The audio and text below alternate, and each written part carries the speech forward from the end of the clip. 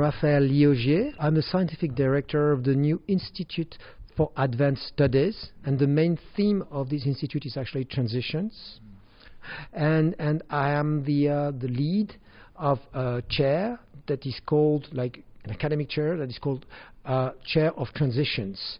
And I used to I'm a professor in France, and I've been visiting professor in different universities, in Columbia University in New York City, in Australia, in the University of Sydney, and also in Varanasi, in India, and different places, in also Louvain, in Belgium, different universities, and mostly I was always been interested as a philosopher, because I'm a philosopher, about belief and what scientists believe, and what also religious belief.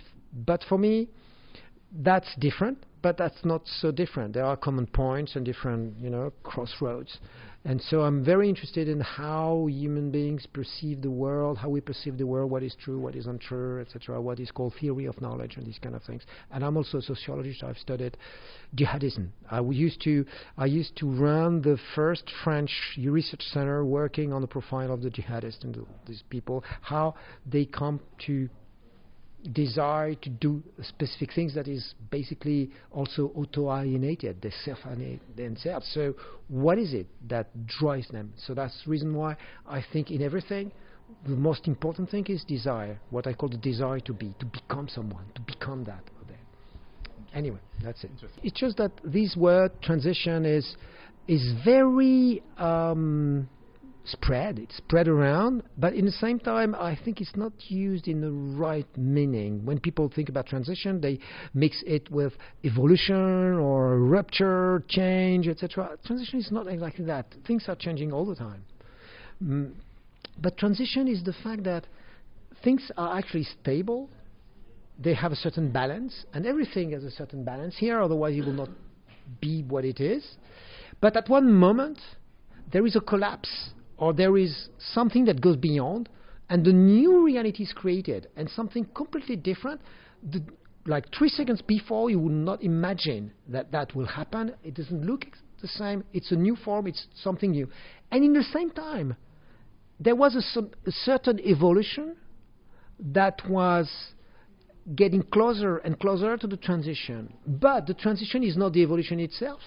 It's when the evolution stopped and it went so far that there is a change of balance that is sudden and not part of the evolution. But the evolution pushed something. For instance, if you put a fire under water before it boils, it's a statistical problem. It's still water, it's still water, it's still water, it's still water. There is an evolution. Of course, the heat is going up, but it's still water. There is an evolution, but it's still water. And at one moment, boom, it changed. It becomes gas, and gas is not water anymore, and it has the same chemical formula. And so that's the same with the number of brain connections. It's still just brain connections. It's still not just nervous connection, just nervous connection. And at one moment, it's awareness. What's happening? We don't know. Actually, we don't. People have hypotheses, but we don't. It's waves. When we go deep inside matter, that's the reason why we call it quantum physics, because it's under a certain quantity of matter, and it's just waves, not something solid, and it has certain law, it functions in a certain way, and at one moment there is a new interaction, a new intensity, something is happening, and it's called the collapse of the wave function, and it becomes particles.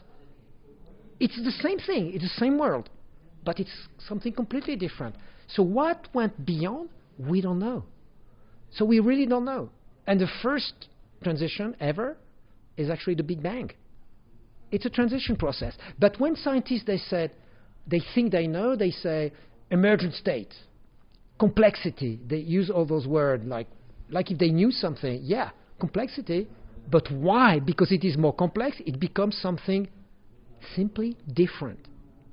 Out of this complexity, something is a balance. Yes, something emerged, but we don't know why it emerged. So now we have a very good science of those states that we are in, like what I call the sphere when it is macroscopic, atmosphere and all that, all those realities.